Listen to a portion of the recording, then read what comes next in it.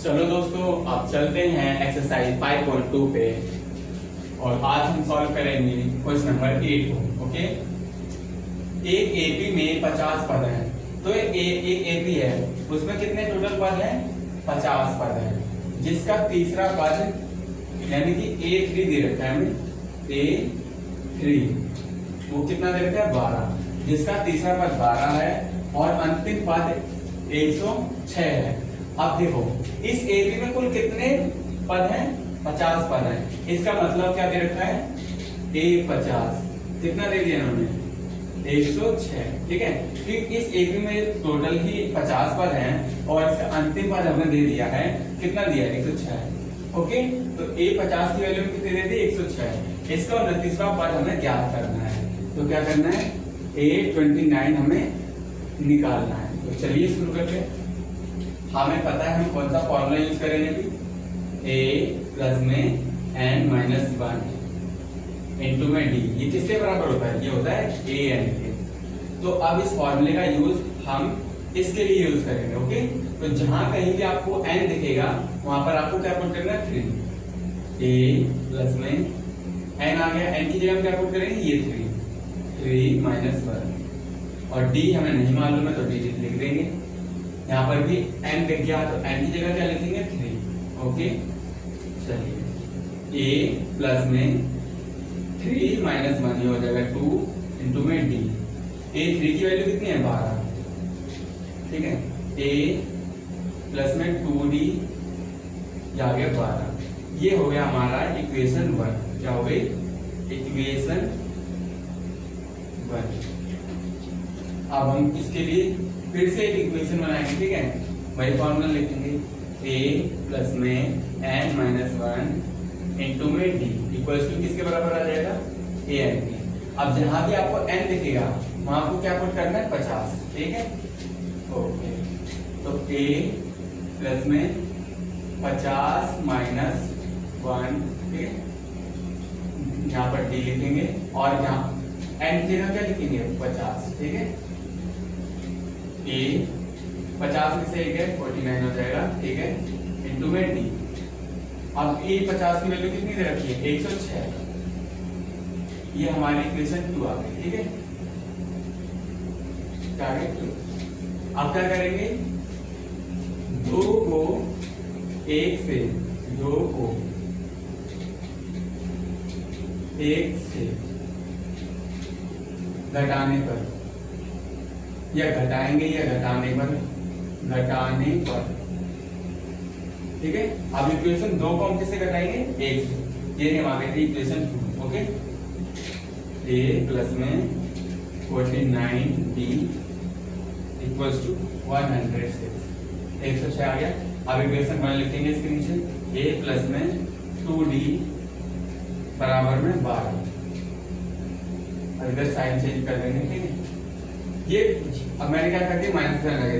ये नीचे के जितने दिए गए हैं सारे माइनस की बन गए। माइनस का में से प्लस ले गए तो a पूरा खत्म हो गया। 49 में से जब 2 जाएंगे तो हो जाएगा 47। ओके, d यहाँ पर 106 में से 12 को जब घटाएंगे, 106 में से 12 जाएंगे तो 6 में से 2 गए 4, इसने एक हाथ से लिया 10 में से 1 गया 9। ठीक है, कितना हो गया? 97। ओके, यहाँ पर आ जाएगा 94। कितना आ गया? 94। यहाँ पर d। अब d की वैल्यू हम निकालेंगे। ये इसके साथ मल्टीप्लाई में, यहाँ आके क्या आ जाएगा? डिवाइड में।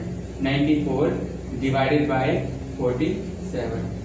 अगर आपको काटना आता हो या टेबल पता हो तो आपको पता होना चाहिए ये एक बार में कर जाएगा। 14 7 जा 47, 14 7 जा 2, मतलब इसको 2 से डिवाइड करेंगे। 7 नॉर्मली आपको करके दिखा दे रहा हूँ। 2 से जब डिवाइड करते हैं तो 7 2 14। ठीक है, 4 8 9, यही आ जाएगा। ये कितने बार में कट गया? 2 बार में। तो d की वैल्यू कितनी आ जाएगी हमारी? 2। अब हमारे पास d की वैल्यू आ गई। अब हम क्या करेंगे? a की भी वैल्यू निकाल लेंगे। अब हम क्या करेंगे? d को 1 में रखने पर, d को 1 में रखने पर, ठीक है। एक ये रहा हमारा a प्लस में 2d बराबर में 12, तो d का मान हमें पता चल गया है 2 और d की वैल्यू कितनी 2, यह हो गया 12। a प्लस में 4 आ गया 2 टू द 4, ये 12, ठीक है। अब यहाँ पर ये प्लस का उधर जाके क्या हो जाएगा माइनस का, 12 में से 4 जाएंगे तो कितना हो गया, a की वैल्यू कितनी आ गई 8, ओके। अब हमें d की भी वैल्यू पता है, a की भी पता है और d की भी पता है, ओके। हम निकालेंगे हमारा 29वां पद, कौन सा 29वां 829, ये वाला पद हमें निकालना है, ठीक है। अब वही फॉर्मूला यूज करेंगे a प्लस में n-1 इंटू में d, ठीक है। किसके बराबर होगा an, जहां भी आपको n दिखेगा वहां पुट क्या करेंगे 29, तो a की वैल्यू हमें पता है 8 है, ओके।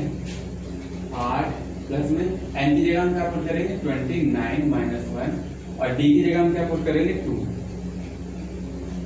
a की जगह क्या n की जगह क्या पुट करेंगे 29, ठीक है। 8 प्लस में 29 में से बन गया ये हो जाएगा 28 और किसे 2 से मल्टीप्लाई भी हो जाएगा। 829 की हमें वैल्यू चाहिए 8, हम 28 को 2 से मल्टीप्लाई करेंगे, 8 दूनी 16, 2 दूनी 4, ये आ गया 56, कितना आ गया 56 बराबर में A29 29वां पद, ठीक है।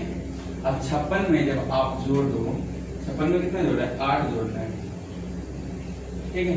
6 और 8 कितने हो गए 14, क्या लिया ये आ गया आपका 64, तो A29 की कितनी वैल्यू आ गई 64, यानी 29 से पद की वैल्यू कितनी आ गई हमारी 64, ओके। तो जल्दी से